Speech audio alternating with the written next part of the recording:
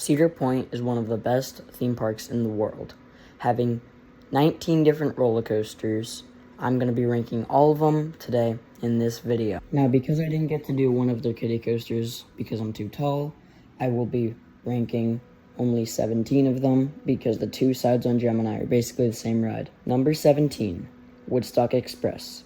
This is a kiddie coaster, and I mean, it doesn't really do anything. It just turns, so there's nothing to really say about it. I mean, I'd say it's better than the average kiddie coaster, but it does nothing other than turn, so I can't really give it a high score. It's just there. Number 16, Rougarou.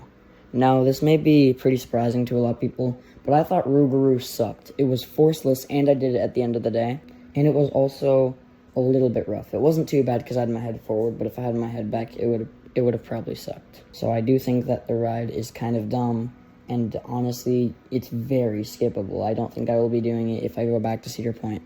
Number 15, Cedar Creek Mine Ride. I really like Cedar Creek Mine Ride. I thought it was really fun. Now, that could be because I just like a lot of older roller coasters, because I just really like how they're kind of janky, and I think that it's really fun that they're kind of janky because we don't get a lot of janky roller coasters anymore. So I really like older roller coasters, so I'm happy Cedar Point has a lot of them. Number 14, Wild Mouse. My main complaint with it is that the restraints kind of suck and the ride is very short. But other than that, I'd say it's a pretty decent family coaster, and honestly not too bad. I just don't think I will be riding it next time I go to Cedar Point because it's not anything special. Number 13, Iron Dragon. I really like Iron Dragon. I think that it's a very decent ride.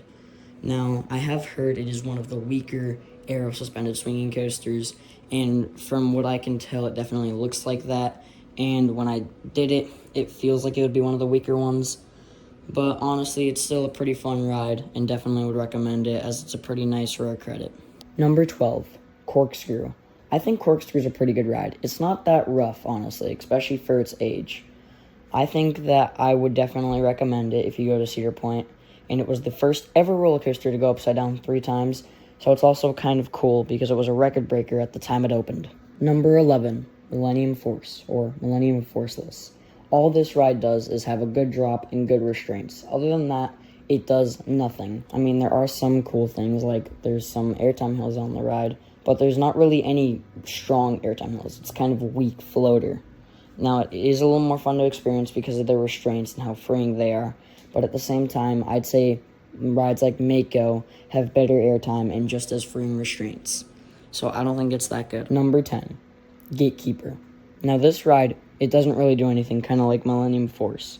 The only reason I have it above Millennium Force is because I really like the first drop. I think the first drop on Gatekeeper is better than the first drop on Millennium Force. Other than that, the rest of the ride is kind of forceless. If you're in the back row, it's a bit more forceful, but still doesn't do too much. I have heard some people say that the airtime hill on the ride doesn't really give any airtime, but when I did it, I got some airtime on it, so I don't know, maybe I just did it when it was running a little better. Number 9, Raptor. Raptor, it was a really good ride, and honestly, the even crazier part for me is that I did it earlier in the morning, so I thought the ride was going to be running a little slow. No, it was flying. It was super forceful, and I really wish I was able to get a ride on it later in the day, but unfortunately I only was able to get a morning ride on it, and even then it was still super good. All the inversions are very forceful. It's a very whippy ride. It's kind of rough, but I'd say it's better than rides like Mott 2 and a very underrated coaster. Number 8, Blue Streak. Blue Streak was a pretty good wooden roller coaster.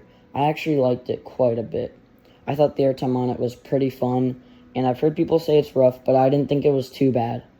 I honestly would recommend it if you go to Cedar Point, as it is a very fun ride, and I honestly like older roller coasters, especially older wooden roller coasters, so this was a pretty good ride for me. Number 7, Gemini. I really like Gemini. I think it's a pretty good ride.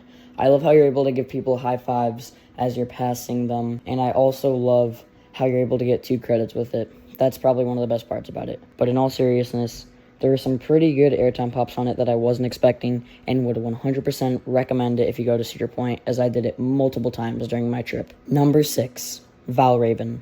Valraven is a pretty okay coaster. The only reason I have it up so high is because the 2 drops on it are pretty good, and the final inversion is also pretty good. I would recommend it only because of the fact that the final inversion has some really good hang time. But other than that, the ride doesn't do too much, and the restraints kind of stable you throughout the layout. Number 5, Siren's Curse. Siren's Curse is a very, very fun ride.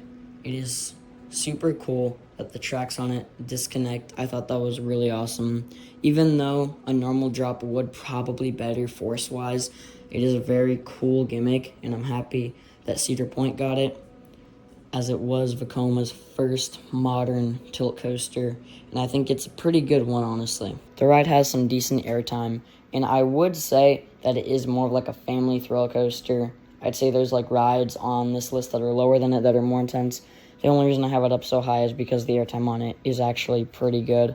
It's just like there's not too much of it, but I'd still say it's better than like a lot of the other rides in the park, so I definitely recommend it. Number 4, Top Thrill 2.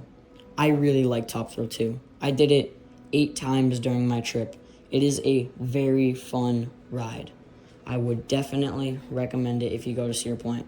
I got first train of the day, 2 of the days I went, and last train of the night, 1 of the days I went. When I got last train of the night, it was really fun because I got covered in bugs and was on a train full of enthusiasts. But other than that, the other rides I got on it were really good.